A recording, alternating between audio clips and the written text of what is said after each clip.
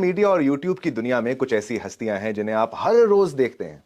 आप उनसे इंस्पायर भी होते हैं, रोज उनसे कुछ ना कुछ सीखते हैं, पर आप उनके बारे में उतना नहीं जानते जितना आप इच्छुक होते हैं। ऐसी ही एक बड़ी हस्ती आज हमारे साथ हैं। स्वागत करता हूं मैं अवध ओझा जी का। जी न्यूज में पहली बार आपका एक इंटरव्यू होने जा रहा है, मेरे साथ हो रहा है, ये मैं भी भाग्यशाली हूं। बहुत बहुत शुक्रिया, आपने समय निकाला। एक बड़ा सवाल है, देखिए अब बहुत से माध्यम से आपकी वीडियोस आते हैं, कभी फेसबुक में आता है, कभी यूट्यूब में आता है, सब आपका नाम तो आप जान चुके हैं, लेकिन कंफर्म डिटेल्स नहीं है। तो एक बेसिक सवाल ये कि कौन है अवध ओझा, इससे शुरुआत करते हैं। नहीं बिल्कुल, वैसे भी मुझे तो इन सोशल मीडिया के बारे में ज़्यादा पता नहीं था। मैं एक एक्सीडेंटल सोशल मीडिया पे नोन पर्सनैलिटी हूँ, और उस एक्सीडेंट का नाम है कोरोना। कोरोना आया, अब हम बंद हो गए अपने अपने घरों में। बंद हो गए तो वैसे बंद होने का कोई पूरा नया अनुभव नहीं था, पुराने भी अनुभव हैं, लेकिन वो कि मतलब ठीक है, जो है महीने भर के लिए बंद हो गए, 2 महीने के लिए बंद हो गए। तो ये हुआ कि अच्छा, सिर्फ बंद ही नहीं हुए हम सब में एक भय शुरू हो गया। एक न्यूज़ चलने लगी कि यहाँ इतने लोग मर रहे हैं, वहाँ इतने लोग मर रहे हैं, चाइना में ये हो रहा है, टर्की में ये हो रहा है, फ्रांस में लोग सड़कों पर गिर गए। तो मुझे लगा, और मैंने चारों तरफ से जो मुझे खबरें आने लगी कि भैया यहाँ ऐसा हो गया। मेरा भतीजा मर गया 27 साल का, और ठीक 1 महीने पहले मेरे घर में अखंड भागवत का पाठ था, उसने सब कुछ संभाला था, और वो 27 साल का लड़का वो बेचारा कोरोना की बलि चढ़ गया। तो मुझे लगा कि अब क्या करें, कि खुद को भी इंगेज रखना है, समाज को भी इंगेज रखना है। तो उसमें ये मोबाइल मुझे बड़ा काम आया, और फेसबुक पे मैं ऑनलाइन होना शुरू हुआ। और फेसबुक पे मैंने सोचा नहीं, मैं फेसबुक पे 2 काम करूंगा। एक तो मैं लोगों को मोटिवेट करूंगा, और दूसरा मैं लोगों को इतिहास की कहानियां सुनाऊंगा। और जब मैंने शुरू किया लोगों को बताना कि भाई 70% लंग्स इन्फेक्टेड थे, वो ठीक हो गए, 80% इन्फेक्टेड थे, वो ठीक हो गए, तो करीब 2-4 दिन के बाद से मुझे फ़ोन आए कि अरे यार अवध भैया बहुत अच्छा लग रहा है, बड़ी हिम्मत मिल रही है, और ऐसा हो रहा है। तो वो जो हिम्मत, किसी को हिम्मत मिली और मुझे उत्साह मिला। भाई किसी भी काम करने के पीछे जो सबसे बड़ा फैक्टर होता है वो उत्साह। गांधी जी इंडिया में थे, कोई उन्हें पूछता ही नहीं था। साउथ अफ्रीका पहुंचे, पब्लिक उनके पीछे भागने लगी। जो आदमी एक बैरिस्टर नहीं हो पाया इंडिया में, उसको उत्साह ने राष्ट्रपिता बना दिया। और उत्साह से जो मेरी कहानी शुरू हुई, तो फिर उसके बाद तो मुझे ही नहीं पता चला कि मैं कहां पहुंच गया। और तो ये वीडियोस बनाने का जो दौर है कब से शुरू हुआ, एग्जैक्ट अगर एक डेट बताएं कि भाई ये मेरी पहली वीडियो मैंने डाली थी, वो लॉकडाउन का ही दिन था? लॉकडाउन का समय था, और जहां तक मुझे याद है अप्रैल का समय था। हमारे बड़े साले हैं अंकित मिश्रा जी, तो वो थोड़ा ये सब चीज़ों के बारे में जानते हैं। तो उन्होंने मुझसे कहा कि मेरे पास एक वो आईपैड था, तो उन्होंने कहा हम आईपैड पे आपकी वीडियो शूट किया करेंगे। तो वहाँ से ये कहानी शुरू हुई। और तो आपने उसमें पढ़ाया जैसे कि आप पढ़ाते हैं? बिल्कुल बिल्कुल, वो पढ़ाना शुरू किया। तो सिविल सर्विसेज की जब बात आती है तो आप एक टीचर बन गए, लेकिन आप बनना तो एक सिविल सर्वेंट चाहते थे। तो क्या वो कहानी रही कि आपने कितनी बार ट्राई किया और आप असफल हो गए? ये भी एक सच्चाई है। बिल्कुल बिल्कुल। क्या अब आपको उसका गिला होता है? क्योंकि मैं तो मानता हूं कि आप असफल हुए तो शायद समाज के लिए तो भला हो गया। शायद आज अब अगर आप बन भी जाते एक बहुत बड़े आईएएस ऑफिसर, तो शायद ये फेम ना होता आपके पास। क्या तब रिएक्शन था, तब क्या रिएक्ट करते, और आज आपके रिएक्शंस क्या हैं, क्या कहानी है सर? नहीं, मैं तो सिविल सर्वेंट भी नहीं बनना चाहता था। अच्छा। मेरा इरादा ये था कि लॉ करेंगे, ठेकेदारी करेंगे और राजनीति करेंगे, शुद्ध राजनीति। हाँ, मेरे एक दोस्त हैं, वो 96 की बात है, वो लखनऊ में रहते थे, तो मैं उनके यहाँ रुका हुआ था एक रात। तो उन्होंने मुझे समझाना शुरू किया कि अवध कुछ नहीं पढ़ना होता है, और तुम्हारा वैसे भी फर्स्ट डिवीजन है इलाहाबाद यूनिवर्सिटी से, और ये है और वो है, और जमकर ब्रेन वॉश किया। भगवान जाने उन्होंने क्यों किया, पर उन्होंने किया। और वहाँ से मेरी तैयारी का दौर शुरू हुआ। लेकिन जब मैंने तैयारी शुरू की तो मुझे बायोलॉजी और जूलॉजी में फ़र्क नहीं पड़ता था। जैसे कहा ना, जूलॉजी और बॉटनी। अब मैं पहले दिन कोचिंग में जाके बैठा, और सब लड़के ऐसे ताव में बैठे हुए, कोई हिंदू लिए हुए, कोई चश्मा लगाए हुए, और हमें तो पूरा 2.5 घंटा बीत गया, कुछ पता ही नहीं चला। सब ऊपर से चला गया कि पता नहीं क्या बता रहा है यार, नेशनल इनकम कुछ कह तो रहा था ये टीचर। और लड़के फिर क्लास के बाहर निकले, और एक दूसरे को देखते हुए कि हाँ यस वेरी गुड क्लास। तो हमें लगा कि फंस गए। मतलब इतनी बुरी स्थिति में आप थे कि आपको बेसिक कॉन्सेप्ट्स तक पता ही नहीं था। अच्छा। तो हमें लगा गए, लेकिन वापस नहीं जा सकते थे। ऑप्शन इसलिए नहीं था क्योंकि सबको बता के आए थे, रिश्तेदारों को, दोस्तों को, पड़ोसियों को ये जीने नहीं देते कि बड़े ताव से गए थे आईएएस की तैयारी करना। तो उसमें मैं पूरे जिले में आपका, हाँ, पूरे जिले में इन्फॉर्मेशन थी कि भाई अवध ओझा आईएएस बनने गए। अच्छा, बन के ही लौटे। तो उसमें मेरी मदद की हमारे एक टीचर है मिस्टर PS रविंद्रन, उनसे मैं मिला। तो उन्होंने कहा अवध देखो, आईएएस की तैयारी जो होती है, पढ़ाई एक अलग चीज़ है, तैयारी एक अलग चीज़ है। तो मैंने कहा सर ये क्या अलग है? बोला जिसकी पढ़ाई अच्छी नहीं है ये मैं आपके चैनल से कहना चाहता हूं कि जिसकी पढ़ाई अच्छी नहीं है उसकी तैयारी कभी अच्छी नहीं हो पाएगी। वो इलाहाबाद में पढ़े, वो दिल्ली में पढ़े, वो लंदन में पढ़े, नहीं हो सकता। हाँ, अब पढ़ाई का मतलब यह है कि आपको यह पता है कि औद्योगिक क्रांति क्या है, इंडस्ट्रियल रेवोल्यूशन क्या है, कब हुआ। लेकिन इंडस्ट्रियल रेवोल्यूशन क्यों हुआ, कब हुआ, कैसे हुआ, इसके क्या क्या डेवलपमेंट्स थे, ये तो पढ़ाई हो गई। उस पढ़ाई से जो एक पिक्चर, जैसे आज उत्तर भारत है, या हम पूरे भारत को ही कह लें, विशेषकर उत्तर भारत, जातिवाद फिर से उभर रहा है, संप्रदायवाद फिर से उभर रहा है। तो कहीं ना कहीं हर आदमी के मन में बात होती होगी कि यार ये क्यों हो रहा है। हम तो भारतीय हैं, 1947 में हम भारतीय बन गए, आज़ाद हो गए। अब तो यहाँ ना कोई ब्राह्मण है, ना दलित है, ना हिंदू है, ना मुसलमान है, बेसिकली सब भारतीय हैं। लेकिन ऐसा क्यों हो रहा है कि 75 साल बाद इस देश में ये कुरीतियां फिर सर उठा रही हैं? क्योंकि इस देश की अर्थव्यवस्था नहीं बदली। जैसे अमेरिका है, वहाँ इंडस्ट्रियल रेवोल्यूशन हुआ, तो जब औद्योगिक क्रांति हुआ तो औद्योगिक क्रांति ने इकोनॉमी को बदला, और जैसे इकोनॉमी बदलेगी वैसे ही समाज बदलेगा। आप अफगानिस्तान देखिए, वहाँ की औरतें गुलाम हैं क्योंकि उनकी इकोनॉमिक इंडिपेंडेंस नहीं है। Social independence depends upon economic independence. आप क्लास 6 में, 7 में, 8 में, 10th में पिताजी से पूछते थे कि पापा गोवा चले जाए। अब आप प्रेम में पूछ सकते हैं, सम्मान में पूछ सकते हैं, लेकिन आर्थिक दृष्टिकोण से नहीं पूछ सकते। तो ये जो तैयारी, आईएएस की तैयारी का मतलब होता है एक विजन डेवलप होना, कि उत्तर भारत में अगर जातिवाद खत्म करना है तो सबसे अच्छा तरीका क्या है, औद्योगिक क्रांति। क्या होगा इससे? अर्थव्यवस्था बदल जाएगी, इकोनॉमी बदलेगी, तो एक नया वर्ग समाज में पैदा हो जाएगा, कैपिटलिस्ट क्लास पैदा हो जाएगा, मिडिल क्लास पैदा हो जाएगा, वर्किंग क्लास पैदा हो जाएगा। तो ये जो नए क्लास पैदा हो जाएंगे ये पुराने क्लास को पीछे कर देंगे। अब क्या होगा, वर्किंग क्लास में तो सभी होंगे ना, तो वर्किंग क्लास का कॉमन इंटरेस्ट होगा। अभी क्या है कि अभी ब्राह्मण है, दलित है, मुसलमान है, हिंदू है, सबके अलग अलग इंटरेस्ट है। लेकिन जहां औद्योगिक क्रांति हुई वहां एक क्लास होगा वर्किंग, एक क्लास होगा मिडिल, उस मिडिल क्लास में सब होंगे, तो इंटरेस्ट पूरे मिडिल क्लास का होगा, वो मिडिल क्लास एक हो जाएगा। तो आईएएस की तैयारी का मतलब पढ़ाई के ऊपर बना हुआ महल किसका? विजन का, फार साइटेडनेस का। ये है आईएएस की तैयारी, जो मुझे मिस्टर पीएस रविंद्रन ने बताया। ठीक है, तो आपको आईएएस की तरफ एक व्यक्ति लेके गए, ठीक है, बहुत सम्मान के साथ। अगर मैं बात करूं आपके स्कूलिंग डेज की, तो बड़ा इंटरेस्टिंग आपके स्कूल का नाम भी है और वहां के भी दिन अगर आप याद करें, क्या आप उस समय एक ऐसे छात्र थे जो कि कभी जाएगा और सिविल सर्विसेज की तैयारी करेगा, या फिर नहीं भाई साइकिल चला रहे हैं, घूम रहे हैं, पता नहीं क्या हो रहा है?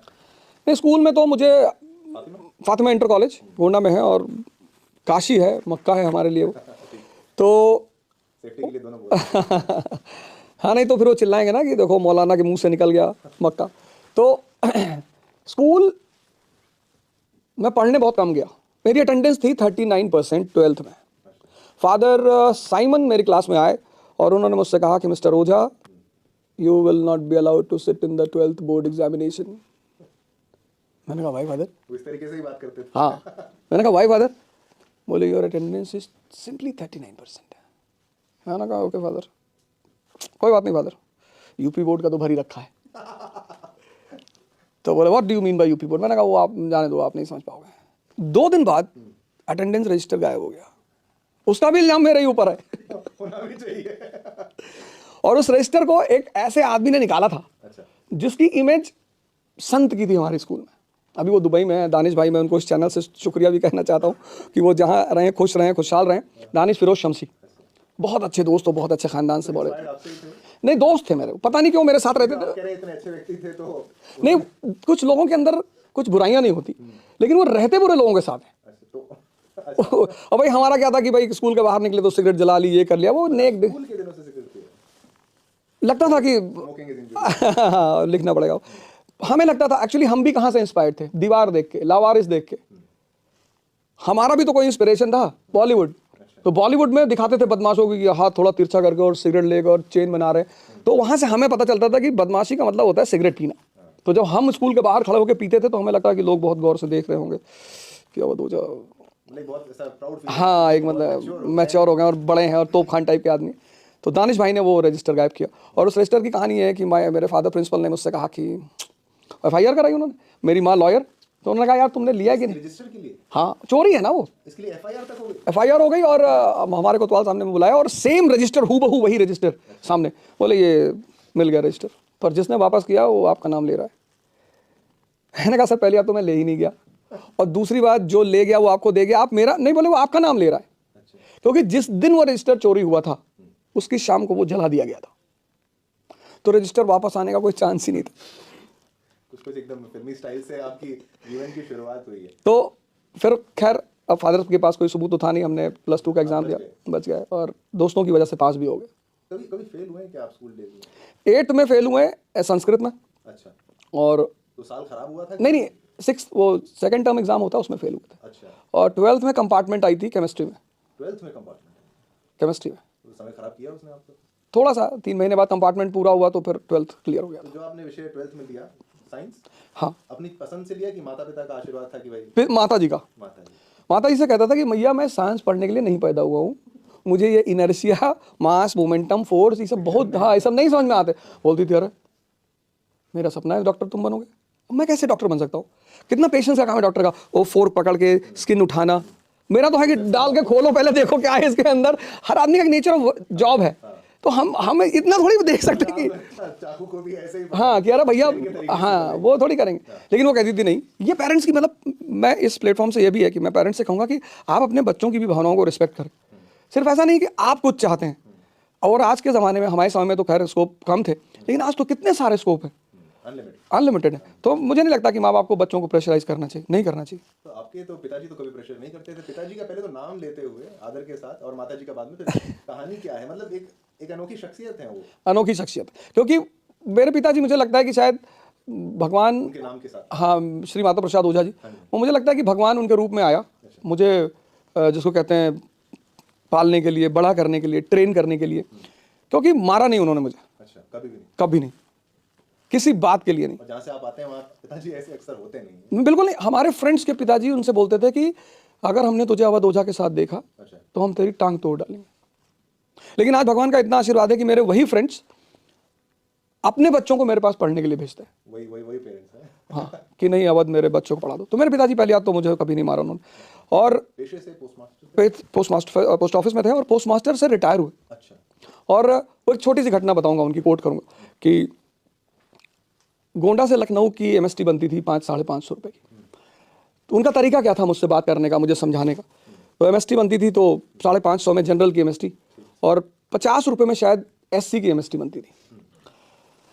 तो 50 या 100 ऐसे कुछ था, मुझे याद नहीं, एग्जैक्ट नहीं याद है। तो उन्होंने कहा मैंने बनवा लिया एससी का एमएसटी, बनवा लिया जुगाड़ उगाड़ लगा के।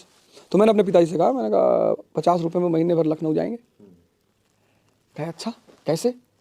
तो मैंने कहा वो एससी का सर्टिफिकेट बनवा लिया था। तो बोले अच्छा वाह यार, तो 50 रुपये में पूरे महीने जाओगे? मैंने कहा जी पूरे महीने जाएंगे। क्या बहुत अच्छा, इसी को टैलेंट कहते हैं। और तुम यार 50 रुपये के लिए एससी हो गए, तो 50,000 रुपये में तो तुम दलाल हो जाओगे। और इतना कह के वो उठे और चले गए। और मैंने मिस्टी फाड़ी। तो मैंने उनसे कहा कि कुछ समझाना हो तो, ये सब क्या करते हो? बोले यार तुम्हें समझ में नहीं आ रहा, वो सुविधा दी गई है किसी समुदाय विशेष को, वो गरीब हैं, वो मेन धारा में नहीं है, तो और तुम्हें जब बेईमानी ही करनी है तो कुछ ऐसा करो कि इतिहास में सिकंदर के बाद बेईमानों में तुम्हारा नाम रहे। जब महिला ही खा रहे हो तो गौरैया के क्यों खा रहे हो, हाथी का खाओ। मैंने कहा यार ये बात तो ये शख्सियत है उनकी। और कभी नहीं मैंने कहा ये करना है, नेतागिरी करनी, हाँ करो, ठेकेदारी करनी करो, मतलब मैं जो कहता हूँ उनके लिए ब्रह्म वाक्य। कभी आपको रोका नहीं, टोका नहीं? कभी नहीं। हमसे वो सिगरेट वाला इंसिडेंट था कि जब वो मेरे लिए सिगरेट का डिब्बा लेकर आए और कहीं देख लिया उन्होंने दुकान के पीछे खड़े होकर सिगरेट पी, वो लेकर आए आपके लिए? हाँ, मैं दुकान के पीछे कहीं पी रहा था, सिगरेट देख लिया उन्होंने। अब वो देख लिया तो उन्होंने शाम को मुझसे पूछा कि सबसे अच्छी सिगरेट किस ब्रांड की। तो मुझे लगा पिताजी को क्या हो गया यार, सिगरेट पूछ रहे। तो उस जमाने में विल्स अच्छी मानी जाती थी, कैप्स्टन और ये सब होती। तो उन्होंने कहा विल्स अच्छी होती। तो वो हाँ, जूरियस टू हेल्थ। तो एक गत्ता पूरा और ग्रे कलर का एस्ट्रे लाइटर। और फिर उन्होंने मुझसे आके कहा कि देखो बेटा, दुकान के पीछे चोर लोग खड़े होकर पीते हैं, घर में बैठा करो शाही ढंग से। तो उन्होंने कहा तुम जो काम करते हो अगर उसमें गिल्ट पैदा हो रहा है, ये मैं सबसे कह रहा हूँ, आप जो काम करते हैं अगर उसमें गिल्ट पैदा हो रहा है तो मानी सी बात है कि आप गलत कर रहे हैं। और अगर आप गलत कर रहे हैं तो आप उसे छोड़ दें। क्योंकि जिन खाने पीने के पीछे प्रोटीन, कार्बोहाइड्रेट, फैट और एनर्जी नहीं दिया हुआ है, उनको पीने से आप वाकई में मौत के मुंह में जा रहे हैं। बिल्कुल। और आपके पिताजी ऐसे हैं कि आपने एक इंटरव्यू के दौरान मैंने सुना था कि कोई बाहर वाला बिगाड़ दे उससे पहले मैं बिगाड़ दूं। वो कहते थे कि दुनिया में इंसान को समाज बिगाड़ता ही है। अच्छा। उन्होंने कहा किसी के माँ बाप ने किसी को नहीं बिगाड़ा, एकदम सही बात है। अब मैं देखता हूँ किसी ने घर में सिगरेट पीना नहीं सीखा, किसी ने घर में शराब पीना नहीं सीखा। ठीक है। कुछ अपवाद कम्युनिटीज हैं जो ऐसा करती हैं, पर उनके यहाँ एक सोशल स्ट्रक्चर वैसा है। हमारी तरफ उत्तर भारत में, इसके समाज में ऐसा नहीं। मतलब कोई शायद ही रेयर केस में अपने पिता के साथ बैठ के शराब पी ले या बियर पी ले, सिगरेट पी ले। तो वो कहते थे कि समाज का काम है बिगाड़ना, तो जो काम समाज करना चाहता है वो मैं ही कर दूंगा, तो समाज उस काम से वंचित रह जाएगा और फिर तुम कुछ ना कुछ अच्छा कर ही ले जाओगे। तो वो चीज़ मुझे उस वक्त तो नहीं समझ में आती थी उनकी, लेकिन कभी कभी तो मुझे लगता था कि ये कोई बदला ले रहे हैं या क्या कर रहे हैं, समझ नहीं आता था। तो आपकी जो पेरेंट टीचर मीटिंग होती थी उसमें आपकी माताजी जाती थी या पिताजी जाते थे, क्या कॉन्सेप्ट रहता था? फादर आपके काफ़ी, वो जो स्कूल के थे, काफ़ी आपके विपक्ष में रहे हैं हमेशा।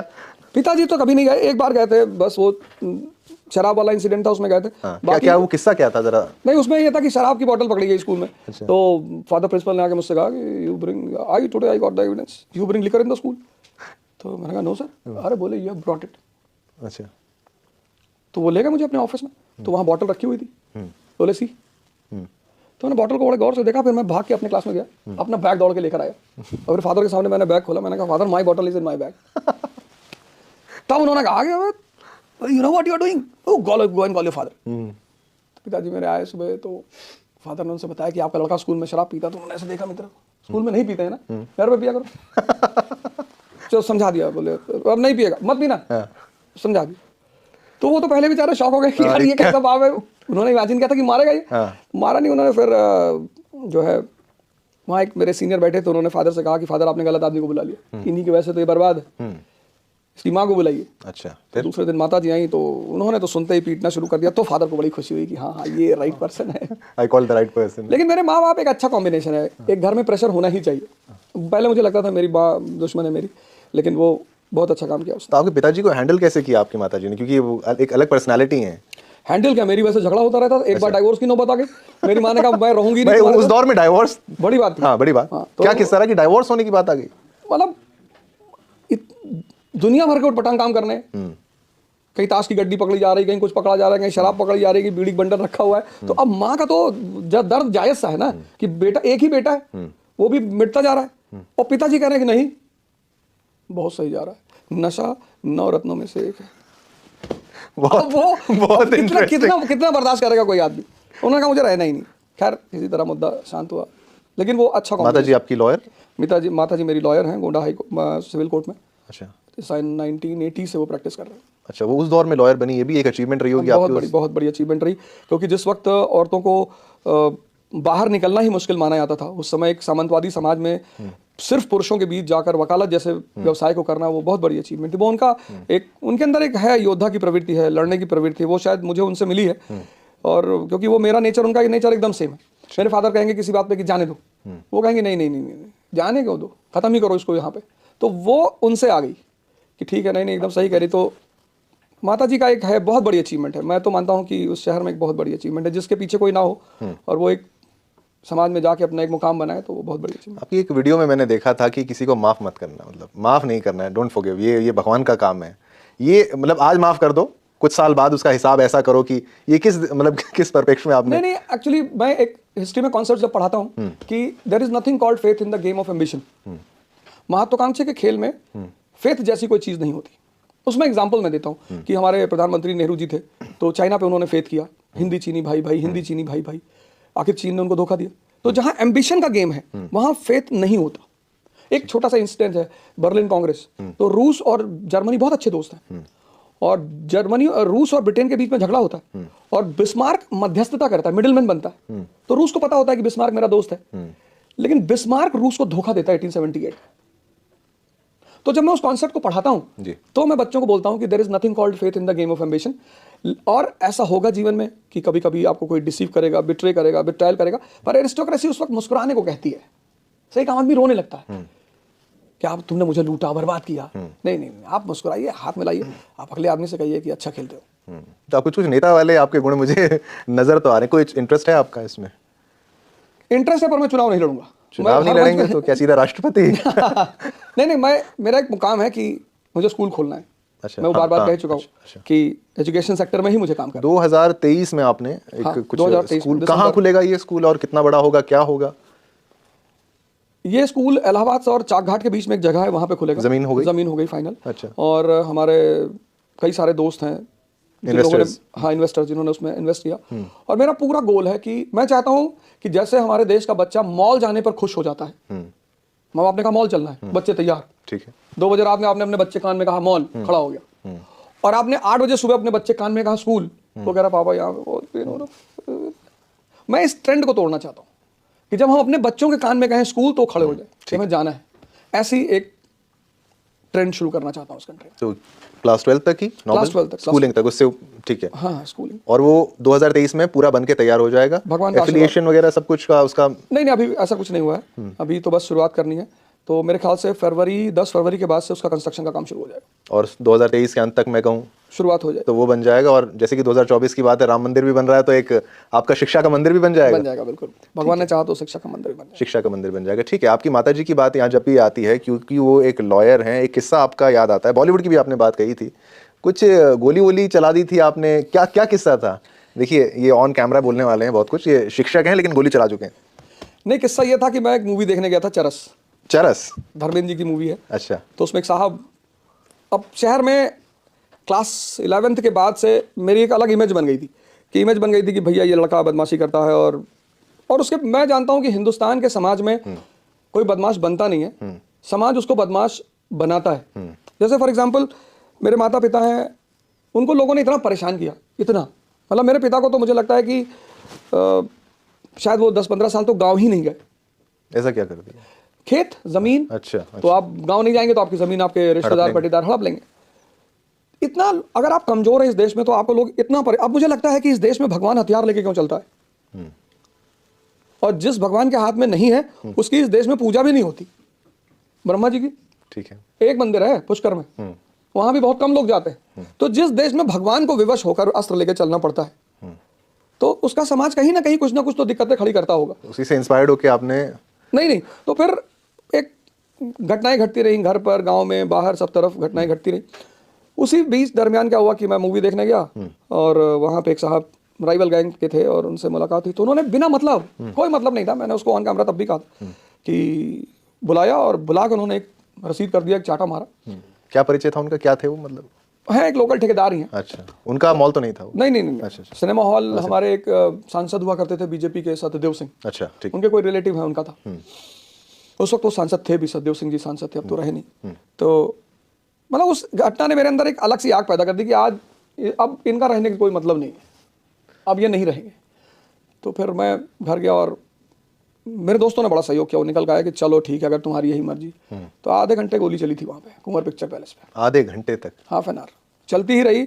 और इतने प्रख्यात आदमी का सिनेमा हॉल होने, आपको हथियार मिला कैसे, मतलब ये सवाल अगर इग्नोर करना चाहें तो कर सकते हैं। नहीं, हथियार मिलने की बात नहीं थी। आज भी मिर्जापुर देखने के बाद शायद ये सवाल कोई नहीं करे, क्योंकि यूपी अब तो खैर बहुत सीमित संसाधन थे। अब तो यह है कि हर गली कूचे में हर चीज अवेलेबल है। तो हमारे यहाँ तो इंजीनियर्स बैठे हुए हैं, वो तो जीप की स्टीयरिंग से उसका 12 बोर का कट्टा बना देते हैं। अच्छा। इलाहाबाद में तो 64 की तंबाकू की डिब्बी है, अच्छा, उससे बम बना के वो ट्रायल होता है वहाँ। वो रैगिंग यहीं से शुरू होती है।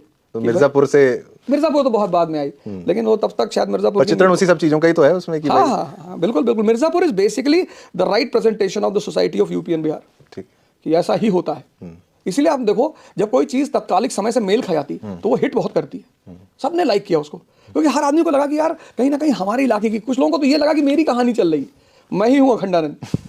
और इतनी ब्लैक स्कॉर्पियो बिकी उसके बाद। हाँ, तो एरिया ही है थोड़ा, दरअसल लैंडेड एरिया है ना, तो वायलेंस तो होगा ही। जमीन कब्जा करने के लिए और संसाधनों पर अपनी नजर रखने के लिए, इंडस्ट्री है नहीं तो ठेकेदारी ही सोर्स ऑफ इनकम है, तो वायलेंस का तो कोई रोक ही नहीं सकता वहाँ। चलिए, अगर मान लीजिए आप एक एक्टर होते, कलाकार होते, आपको बोलता मैं एक आप किरदार चुन लीजिए मिर्जापुर में, आप कौन सा किरदार, आप दिल से बताइए, मैं फिट बैठता हूँ इस किरदार के लिए, बोल दीजिए कोई। मैं तो अखंडानंद का, अरे वाह, आइडियल आदमी है वो, मतलब जो उसकी परफेक्शन है वो एक। और पंकज जी ने बहुत अच्छी अदाकारी भी, स्क्रिप्ट के हिसाब से, मतलब मुझे लगता है उस अदाकारी को उनसे अच्छा कोई चिल्लम चिल्ली नहीं, कोई नाटक नहीं, बड़े प्यार से सलीके से डायलॉग, मतलब जब वो सीएम के साथ बैठते हैं और कहते हैं कि मेरे बेटे की बलि मांग रहे थे, अपने बेटे की बलि कोई देता है?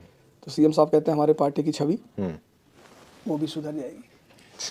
पीछे खरगोश बैठे हुए हैं, गोरखपुर गोली कांड में ये भी थे। अच्छा, ललित बहुत बहुत बहुत शांति से और बहुत तरीके से उनके डायलॉग डिलीवरी।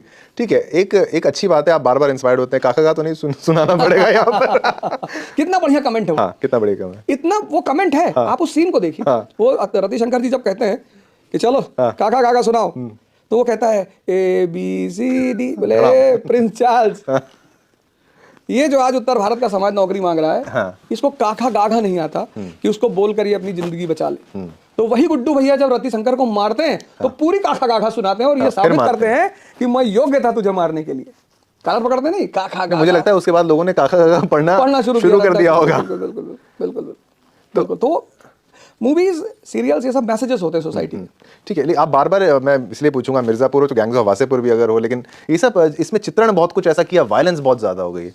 क्या बच्चों को, आप कह रहे हैं, आप हंस के बता रहे हैं, इंस्पिरेशन अगर ले लें, पर ये नेगेटिविटी भी तो है कि कहीं गला रेत दिया जाता है, कहीं कुछ कर दिया जाता है। वो एक सच्चाई के तौर पर मुझे नहीं लगता दिखाना चाहिए। आप क्या मानते हैं? नहीं, देखिए, अब आज के समय में जो दौर चल रहा है, जहाँ इतनी ओपन ऑडियंस है और कैपिटलिज्म अपने विस्तार पे जा रहा है, ऑडियंस डिमांड करता है कि भाई हम तो देखेंगे, हमें कोई फर्क नहीं पड़ता।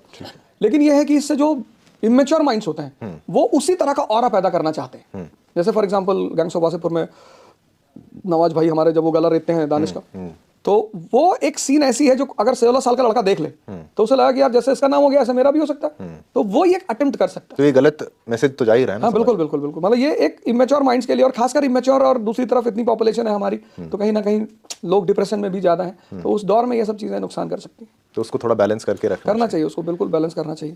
पर स्क्रिप्ट की कभी कभी ऐसी डिमांड होती है कि डायरेक्टर को भी लगता है कि उसे बेच, लेकिन है तो आपके सारे फेवरेट्स। फेवरेट मतलब यह है कि मैं जानता हूं जब कोई कलाकार अपने आप को उसमें डुबो देता है। जैसे नवाज भाई का जो गांजा की स्टिक पकड़ने की स्टाइल है, हाँ, वो एक गंजेड़ी ही पकड़ सकता है, या तो उसने बहुत प्रैक्टिस की हो। जिस तरह से वो एक हाथ से लुंगी लपेट कर दूसरी हाथ से खींचते हैं, वो एक नौसिखिया आदमी नहीं कर सकता। वो कोई बहुत पेशेवर आदमी जिसने कम से कम उसको 10 साल किया हो, वो कर सकता है। तो वो एक्टिंग को रियल प्रेस कर देना, निटिग्रिटीज, बारीकियां, वो जिस तरीके से वो निभाई गई। बिल्कुल बिल्कुल। ठीक है, अब गैंग्स ऑफ वासेपुर की बात हो गई, मिर्जापुर की बात हो गई, आपका भी एक किस्सा है कोई बल्ले का? बल्ले का यही था कि हमारे गुरुजी थे, तो उनको भाई जिनके माँ बाप अच्छे पदों पे थे उनसे बड़ा लगाव था। अच्छा। मैं तो ये हमारे देश के सम्मानीय टीचरों से मैं निवेदन करूंगा कि कभी किसी भी विद्यार्थी के माँ बाप के बारे में ना पूछें, और हर विद्यार्थी जब भी किसी शिक्षक के पास जाता है तो वो उसको अपना माँ बाप समझकर ही जाता है। ठीक। विद्यार्थी और डॉक्टर, शिक्षक और डॉक्टर, दो लोगों के पास जब भी लोग आते हैं तो सब कुछ मानकर ही आते हैं, माई बाप है। तो ऐसे में अगर शिक्षक बायस्ड होता है तो उससे बच्चा आहत बहुत होता है। तो हमारे टीचर थे, तो उनकी आदत थी कि जो बड़े घरों के लड़के हैं उनको टीम में रखना है, उनको ज़्यादा प्रोत्साहित करना है, मोटिवेट करना है। तो एक मैच में मैंने अपने एक टीचर से कहा, मैंने कहा साहब हमको भी खिला लीजिए। तो बोले तुम्हारे बाप कभी बैट बॉल पकड़े? अब आप बताइए कि किसी शिक्षक को इस तरह की बातें शोभा देती? बिल्कुल नहीं। मैंने कहा ठीक है सर, मेरे बाप तो बैट बॉल नहीं पकड़े, लेकिन मैं पकड़ा हूँ और मैं आपको बताऊँगा कैसे बल्ला चलाया जाता है। तो बेचारे उसके बाद किसी ने उनको बोरा डाल के मारा, और अभी बड़ा इल्जाम लगाते रहे कि सब अवध ओझा का काम है। तो किसका काम था? नहीं, किसी का भी रहा हो, क्योंकि सताया तो उन्होंने बहुत लोगों का था, लेकिन वो बेचारे बड़े दुखी हुए इस बात को लेकर। तो इसमें आपका हाथ? नहीं, मेरा आपकी माता जी ने आपको कितनी बार वाकई बताई, बचाया कितनी बार? क्योंकि वकील थी। बहुत बार बचाया, मतलब उन्होंने तो मुझे कई बार बचाया, और उनकी वजह से ही मैं ज्यादातर बचता रहा। आप जेल गए? नहीं, मैं जेल नहीं गया हूँ। नहीं, बताइए। मैं कह रहा हूँ इतना सोचना तो नहीं पड़ता। नहीं। क्या कभी ऐसे ही कि ले गए कि थोड़ा बच घुमा के छोड़ दिया? नहीं, छोड़ा नहीं। इज्जत हो गई समाज में। एक मतलब जो 307 के केस थे उसमें 307 का क्यों, किस तरीके से लगा? वो वही शूट आउट वाला था, अच्छा, उसका केस था। तो उसमें एक ही दिन में जमानत हुई थी, पहली बार ऐसा हुआ था, क्योंकि 307 भी नॉन बेलेबल वारंट होता है। तो उसमें पहले ही दिन, एक ही दिन में लोअर कोर्ट और सीजीएम के कोर्ट में एक ही दिन में जमानत हुई थी। वो एक रेयर इवेंट था, और वो भी जमानत, चूंकि जो वकील समुदाय थे वो सब एक साथ हो गए थे कि नहीं भाई हम स्टाफ का लड़का है और ऐसा है वैसा। अच्छा। तो वो एक दिन में जमानत। तो आपको पूरे स्टाफ ने मिलकर एक तरीके से? सबने वो पूरी वकील समुदाय ने, गोंडा का जो पूरा वकील समुदाय था, वो आपके साथ? वो साथ था, मतलब हमारे परिवार के साथ। आगे बढ़ो, हम तुम्हारे साथ। पिताजी को लोग हमारे बहुत मानते हैं। अच्छा। आज भी मेरे शहर में लोग मेरे पिताजी को बहुत मानते हैं। इंटरेस्टिंग है। हाँ, तो चूंकि वो सबका ध्यान रखते हैं, ख्याल रखते हैं, तो शायद उन्हीं के सम्मान में, उन्हीं के इज्जत में। तो एक आइडियल डैड कैसा होना चाहिए? आपके पिताजी जैसा? हाँ, बिल्कुल मेरे आइडियल डैड पिताजी जैसा होना चाहिए, लेकिन फिर बेटा भी वैसा हो जो अपने पिता की बातों को समझे। जैसे मान लिया आपने अपने बेटे को कहा कि भाई ठीक है तुझे सिगरेट पीना हो तो पी ले, पता लगा वो पीने ही लगा,